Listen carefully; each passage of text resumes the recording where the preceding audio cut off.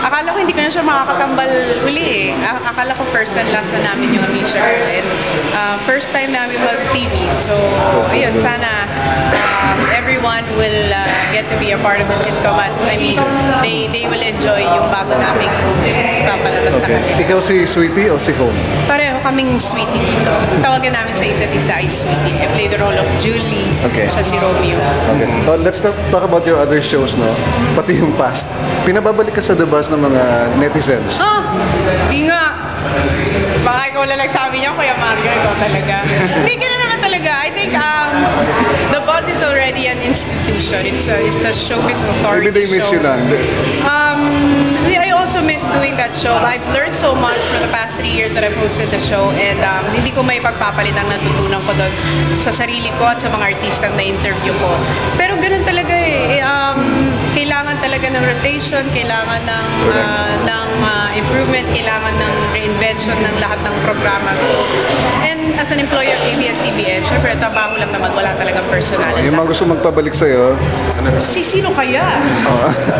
And eventually siguro, in the near future, sabi nga namin sa talk unit we don't say goodbyes. We always say, I'll see you again. Okay. Eventually siguro. And I'll always be thankful for The Buzz because I was able to get awards din dahil sa show na The Buzz. Kaya I'm thankful. Okay, but meantime, you'll be back on Pinoy Big Brother. Yes, we already started the auditions. Mga nag-audition po para maging bagong housemate sa bahay ni Kuya. We're really, really looking forward to this newest season. It's like we always say, every season is going to be the biggest yet. So far, from what I've heard, this is going to be our best ever. Talaga? In terms of what's new now we're going to offer the housemates. If you think you already figured out Kuya, then he has something else. He has something new to offer the housemates. And we heard papasok ka ulit. Ayoko na. Ayoko na. Stress ako doon. Okay na ako. Parang wala naman sa kontrato ko maging housemate. Oo, parang once lang talaga. Breach of contract pag naging housemate ako. Hindi ko kaya maging housemate. Aside from John Lloyd, may isa pang heartthrob na katrabaho mo ngayon, si Piolo. So, anong feeling ng dalawang major heartthrobs ang... Kasabay nga eh. Sabi ko, naku, parang naswerte ata ako ngayong 2013 na kasabay. Si PJ, si Piolo, it's actually a long overdue project na dapat matagalan.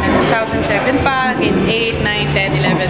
So, finally, this 2013 na tuloy na siya. It's under the direction of Direk Olive Lamasan. So, we're really excited and looking forward dito sa proyekto to because she's breaking down every piece of me.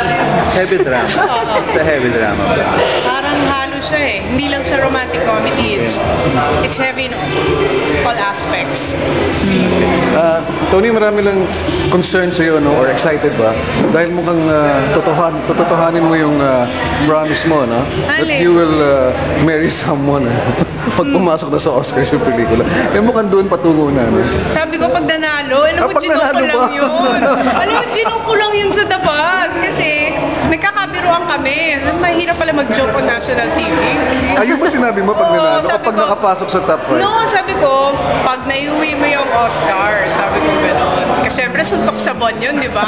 Pero hindi, kung alam, suntok sa buwan talaga yun. Hindi naman out of 78 countries, kung talagang maiuwi niya ang gold trophy, ay, alam mo na. But you know that he has a very strong backer, si Dean Devlin. Oh, si Devlin. He's actually leaving this month to go to the States and meet with the producers in Hollywood. So, yun, we're really praying na sana kahit paano may mauwi ang Pilipinas. Na best foreign language. And then the wedding will come. Talaga makapag-uwi siya, papakasalaman na talaga siya. Ala. Yun na yun. Ala, nakapagsalita pa ako. Oo naman. Pero syempre, dapat lalaki mag-ask. Pero parang nag-fall into place na lahat kasi di ba sabi ni Direk Paul, pag dating mo na 30, may plans na siya mag-propose. So, malapit na rin yun. Hintayin nga natin ang Oscars.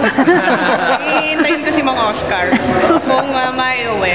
Ano sabi ni Direk Paul? Na-pressure ba siya? Hindi, natawa. Kasi alam niya naman nag-joke lang yun. Na Kasi binibiro ako nila Tito Boy, nila Ate Charlene. So, Okay, yun. but careful what you Oh, joke- you wish for. wish for or joke? Well, I wish for the best. Kung sakaling manalo siya talaga, that's very good for our country.